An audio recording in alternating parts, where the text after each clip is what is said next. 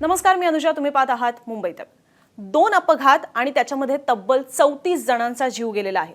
आता ह्या प्रकरणाची दखल ही यंत्रणा, अधिकारी वर्ग, सरकार घेतील नाही घेतील कल्पना नाही, पण सर्वोच्च न्यायालयाने मात्र या प्रकरणाची गंभीर दखल घेतलेली आहे. ज्या पद्धतीने महामार्गांवर अपघात होतात आणि त्याच्यामध्ये अतिशय निष्काळजीपणा दिसून येतो, त्याच्यामध्ये नाहक जीव जातात, ह्या सगळ्या गोष्टी वारंवार घडतच असतात. पण हे 2 घटना घडल्यानंतर मात्र सर्वोच्च न्यायालयाने त्याची अतिशय गंभीर दखल घेतलेली आहे.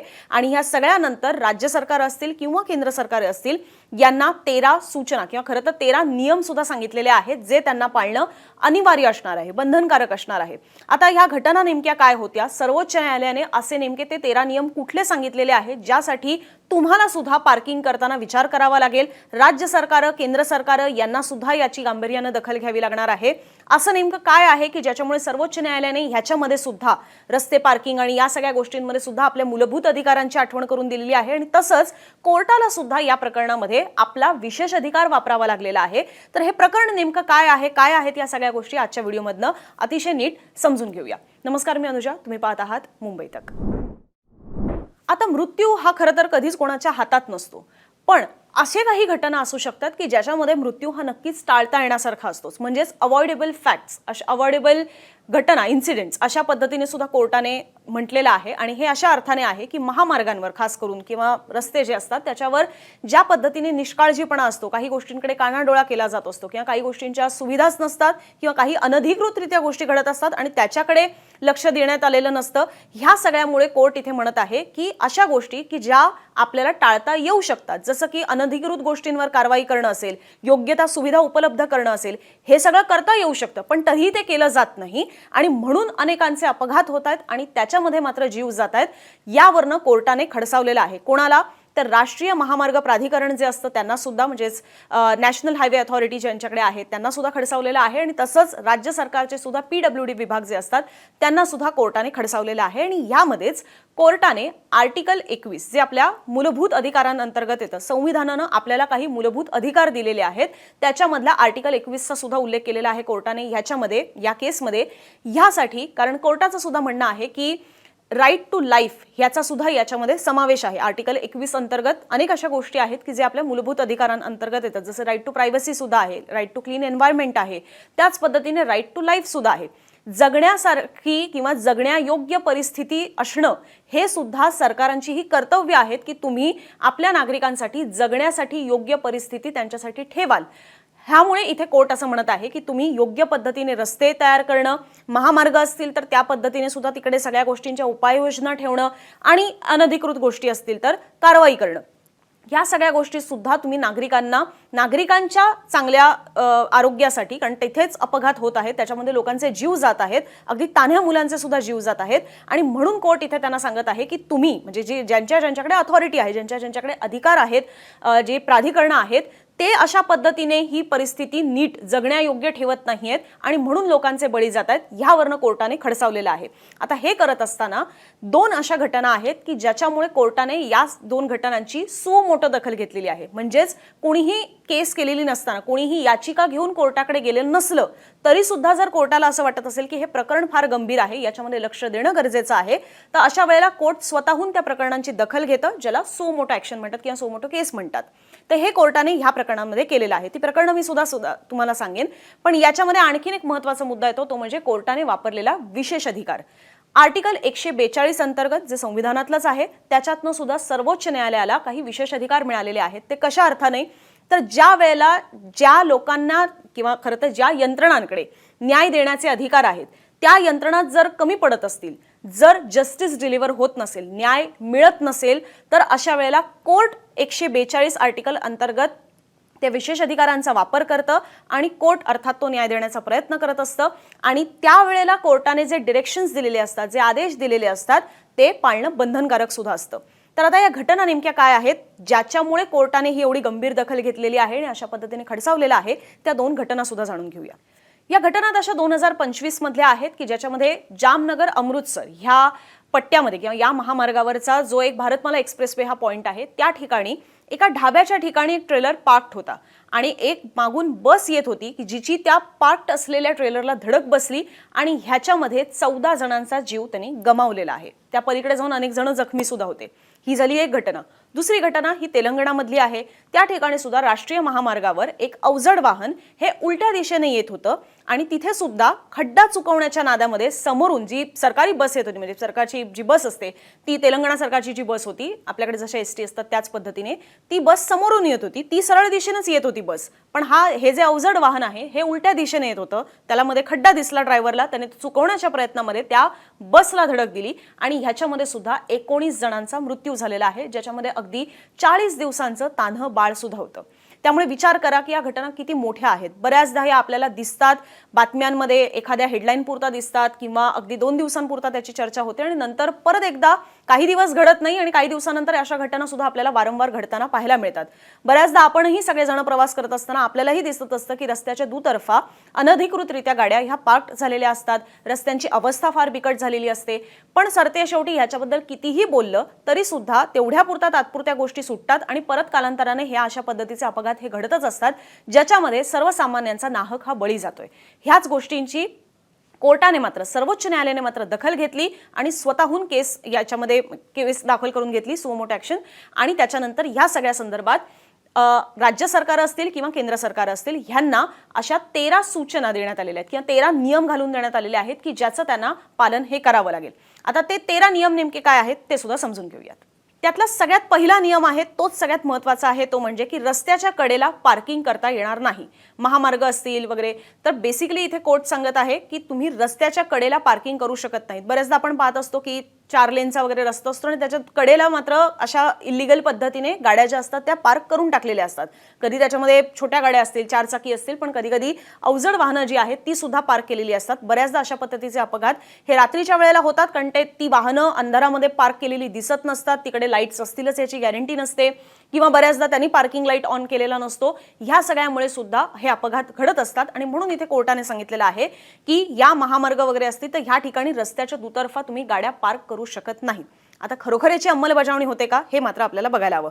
दुसरा मुद्दा येतोय तो ह्याच्यातला की जो दुसरा नियम आहे तो म्हणजे कोर्टाने ह्याच्यामध्ये सांगितलेला आहे की अतिक्रमण हटवा. रस्त्याच्या दोन्ही बाजूला, खास करून आपण हायवेजवर पाहत असतो की खूप छोटी छोटी दुकानं लावून टाकलेली असतात किंवा ढाबा असतात किंवा काही स्ट्रक्चर्स असतात. तर आता ह्या गोष्टींबद्दल सुद्धा कोर्टाने सांगितलेलं आहे की तुम्हाला 60 दिवसांमध्ये हे अशा पद्धतीने अतिक्रमण जी झालेली आहेत ती तुम्हाला हटवावी लागणार आहेत, कारण की ह्याच ठिकाणी येण्यासाठी लोक तिकडे गाड्या पार्क करतात, जी खरं तर पार्किंगची जागाच नसते पण लोक तिकडे पार्क करतात आणि त्याच्यामध्ये सुद्धा अशा पद्धतीने अपघात हे होताना आपल्याला पाहायला मिळतात. त्यामुळे कोर्टाने इथे 60 दिवस घालून दिलेले आहेत आणि ज्याच्यामध्ये कोर्टाचं असं म्हणणं आहे की हे अशा पद्धतीने हायवेज, राष्ट्रीय महामार्ग ज्या ठिकाणी छोटी छोटी दुकानं टाकून, ढाबा टाकून त्याला एक कमर्शियल रूप, व्यावसायिक रूप देण्याचा प्रयत्न झालेला आहे आणि जे सध्या तरी नियमांमध्ये नाहीये. त्यामुळे जे अतिक्रमण असतील ती मात्र तुम्हाला हटवायची आहेत असंही कोर्टाने सांगितलेलं आहे. तिसरा एक महत्त्वाचा मुद्दा आहे तो म्हणजे सेफ्टी क्लिअरन्स विना कुठल्याही गोष्टींना किंवा कोणालाही बेसिकली परवानगी दिली नाही पाहिजे, बिझनेस लायसन्स दिला गेला नाही पाहिजे. ज्यांना देत आहात तिकडचे सेफ्टी क्लिअरन्स सुद्धा बघितले गेले पाहिजेत. अगदी पेट्रोल पंपाबद्दल सुद्धा हा सेफ्टी क्लिअरन्स पाहिला गेला पाहिजे अशा पद्धतीने कोर्टाने सांगितलेलं आहे. आणि ज्यांच्याकडे आत्ता तुम्ही परवाने दिलेले आहेत त्यांचे सुद्धा रिव्ह्यू झाले पाहिजेत, त्याची सुद्धा एकदा पडताळणी झाली पाहिजे की जेव्हा ते दिलेले आहेत परवाने तर ते योग्य निकष त्याच्यामध्ये पाळण्यात येत आहेत की नाही आणि म्हणूनच तो परवाना दिलेला आहे की नाही याची शहानिशा करा. तो परवाना संपला आहे का, संपला असेल तर त्याचा रिन्युअल करण्यात आलेला आहे का, या सगळ्या गोष्टी सुद्धा तपासा असंही कोर्टाने ह्याच्यामध्ये सांगितलेलं आहे. चौथा खरं तर हा मुद्दा आहे तो म्हणजे इन्फ्रास्ट्रक्चर. हे सगळे जे हायवेज आहेत या ठिकाणी ठराविक पॉइंट्सवर काही पद्धतीचं पार्किंगची सुविधा तुम्ही तयार करू शकता. त्या पलीकडे जाऊन टॉयलेट्स असतील किंवा खाण्यापिण्याची जी सोय असते ती सुद्धा करता येऊ शकते. जसं मुंबई पुण्याच्या आपण पाहत असतो की मुंबई पुणे एक्सप्रेसवे जो आहे त्या ठिकाणी प्रॉपर फूड कोर्ट्स आहेत, तिकडे प्रॉपर पार्किंगची व्यवस्था सुद्धा करण्यात आलेली आहे की जे ॲक्च्युअल मुंबई पुणे एक्सप्रेसवे जो आहे तिथे कुठल्याही पद्धतीने तिकडच्या रहदारी जी होते किंवा तिकडची जी वाहनांची ये जा होते ते त्याच्यामध्ये अडथळा आणत नाही. तिकडे दोन्ही बाजूला प्रॉपर पद्धतीने फूड कोर्ट्स तयार केलेले असल्यामुळे लोक बरोबर त्याच ठिकाणी जाऊन पार्किंग करतात. ते रस्त्याच्या मध्येच पार्किंग होत नाही.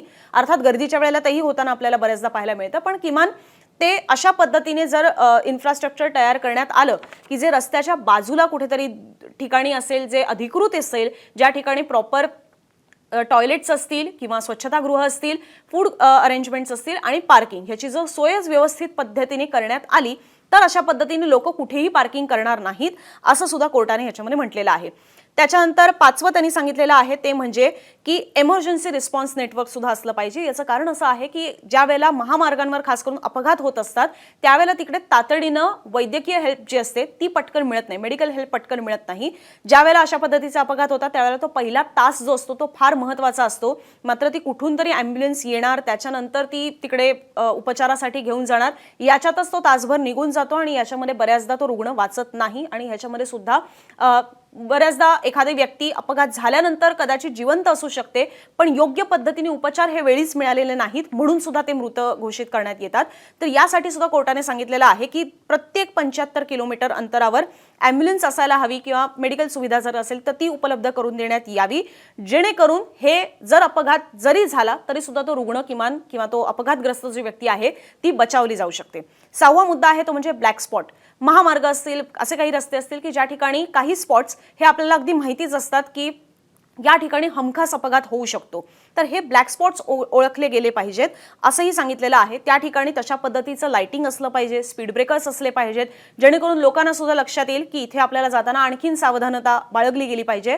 मुंबई गोवा हायवेचं जे काम सुरू आहे त्या ठिकाणी सुद्धा आपल्याला कल्पना असेल की बऱ्याच ठिकाणी डायव्हर्जन्स आहेत आणि अशामुळे सुद्धा तिकडे ते रात्रीच्या वेळेला अपघात होण्याचे चान्सेस वाढतात आणि म्हणून तशा पद्धतीचे सुद्धा तिकडे बोर्ड्स लावले गेले पाहिजेत किंवा स्पीड ब्रेकर्स असतील, ते ब्लॅक स्पॉट्स जे आहेत बेसिकली ते आधीच ओळखा आणि त्या पद्धतीने तशा तिकडे उपाययोजना करा असं सुद्धा कोर्टाने सांगितलेलं आहे किंवा तशी खात्री बाळगा की इथे अपघात होणार नाही यासाठी प्रयत्न करा असंही कोर्टाने सांगितलेलं आहे. ट्रॅफिक मॅनेजमेंट हा एक महत्त्वाचा मुद्दा आहे की ज्याच्यामध्ये कोर्ट सांगते की camera, GPS, speed sensor, e challan हे सगळी जी नवीन नवीन टेक्नॉलॉजी आलेली आहे, तंत्रज्ञान आलेलं आहे त्याचा सुद्धा चांगल्या पद्धतीने वापर करा असंही कोर्टाने म्हटलेलं आहे. ड्रोन्सचा वापर करा किंवा लोक ज्या पद्धतीने तक्रारी करतायत त्याचीही वेळीच दखल घ्या. एखादी गोष्ट ही कदाचित त्या प्राधिकरणाच्या, सरकारच्या अधिकाऱ्यांच्या लक्षात येणार नाही पण जो माणूस तिकडे दैनंदिन प्रवास करतोय, ज्याचा रेग्युलर रूट आहे, त्याला कदाचित काही गोष्टी लक्षात येऊ शकतात, त्याला काही तक्रारी असू शकतात. जर अशा पद्धतीने तक्रारी एखादा प्रवासी हा तुमच्या समोर आणून दाखवत असेल तर त्याचं सुद्धा वेळीच दखल घेतली गेली पाहिजे असंही कोर्टाने म्हटलेलं आहे. हायवे पेट्रोलिंग सुद्धा बद्दल कोर्ट सांगत आहे की वाहनांच्या वेगावर लक्ष ठेवा. अनधिकृत पार्किंग असतील तर त्याबद्दल सुद्धा वेळीच तिथे कारवाई होणं गरजेचं आहे. कधीतरी ते कॅमेऱ्यातनं टिपलं जाईल आणि नंतर त्याच्यावर कारवाई होईल, ई चलान आखलं जाईल, ह्यावर विसंबून न राहता एखाद्या ठिकाणी पेट्रोलिंग जर हे सतत सुरू असेल तर ज्या ज्या ठिकाणी अनधिकृतरित्या ते पेट्रोलिंग आहे तिकडे त्याच वेळेला त्याच्यावर कारवाई ही होऊ शकते असंही कोर्टाने सांगितलेलं आहे. त्या पलीकडे जाऊन district highway safety task force असला पाहिजे ज्याच्यामध्ये जिल्हा पातळीवरील अधिकारी असतील, पोलीस असतील आणि महामार्ग प्राधिकरणाचे अधिकारी असतील, ते त्याच्यामध्ये असायला हवे जेणेकरून त्यांच्याकडनं सुद्धा या सगळ्या गोष्टी पटापट केल्या जाऊ शकतात असंही त्यांनी म्हटलेलं आहे.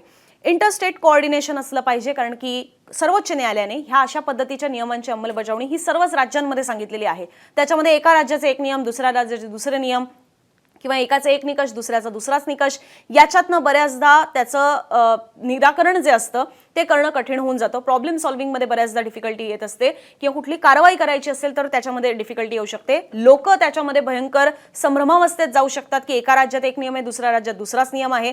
त्यामुळे सुद्धा राज्यांचं सुद्धा एकमेकांसोबतचं चांगलं कोऑर्डिनेशन असलं पाहिजे जेणेकरून लोक सुद्धा कन्फ्यूज होणार नाहीत आणि सगळीकडे एकच नियम राहतील असंही कोर्टाने इथे अपेक्षा ही खरं तर व्यक्त केलेली आहे. त्या पलीकडे जाऊन हेल्पलाईन नंबर्स असले पाहिजेत. 12वा मुद्दा आहे हेल्पलाईन नंबर्स असले पाहिजेत. हे सुद्धा कोर्ट इथे सांगत आहे जेणेकरून लोकांना एखाद्या गोष्टीची तातडीनं गरज असेल तर लोक पटकन रीच आउट करू शकतील, पोहोचू शकतील. हेल्पलाईन नंबर हा नंबर जरी दिलेला असला तरी त्याच्यातनं ऍक्च्युअली मदत जी आहे ती सुद्धा वेळीच पोहोचली पाहिजे असंही कोर्टाने इकडे अपेक्षा व्यक्त केलेली आहे. टाइम बाउंड कंप्लायन्स 30 ते 75 दिवसांमध्ये तुमच्याकडे आलेल्या तक्रारींचं निराकरण झालं पाहिजे, त्या गोष्टी सुटल्या पाहिजेत, सोडवल्या गेल्या पाहिजेत, ही सुद्धा कोर्टाने इथे अपेक्षा व्यक्त केलेली आहे. तर अशा पद्धतीचे हे सगळे 13 नियम जे आहेत हे सर्वोच्च न्यायालयाने घालून दिलेले तर आहेत. आता ते खरोखर सरकारकडनं त्याचं पालन होतं का, त्याची अंमलबजावणी होते का आणि ती सातत्यानं होते का हे सुद्धा बघायला हवं. बऱ्याचदा अशा पद्धतीचे अनेक नियम आहेत खरं तर जे घालून दिलेले असतात पण त्याचं अंमलबजावणी ही योग्य पद्धतीने होत नाही आणि म्हणून आपण आजही पाहतोय की महामार्गांवर हे अपघात होतच राहतात. त्याच्यामध्ये लोकांचे, निष्पाप लोकांचे जीव त्याच्यामध्ये जात असतात आणि तरी सुद्धा 2 दिवसानंतर पहिले पाडे पंचावन्न अशाच पद्धतीने आपल्याला गोष्टी होताना पाहायला मिळतात. पण किमान आता देशाचं सर्वोच्च न्यायालय ह्याच्याबद्दल अशा पद्धतीने नियम आखून देत आहे, त्याची कितपत अंमलबजावणी होईल असं तुम्हाला वाटतं? तुमच्याही प्रतिक्रिया, तुम्हाला या निर्णयावर काय वाटतं, कॉमेंट बॉक्समधून जरूर आमच्यापर्यंत पोहोचवा आणि असेच दिवसभरातले माहितीपूर्ण व्हिडिओ पाहण्यासाठी मुंबई तकचे YouTube चॅनल सबस्क्राईब नक्की करा.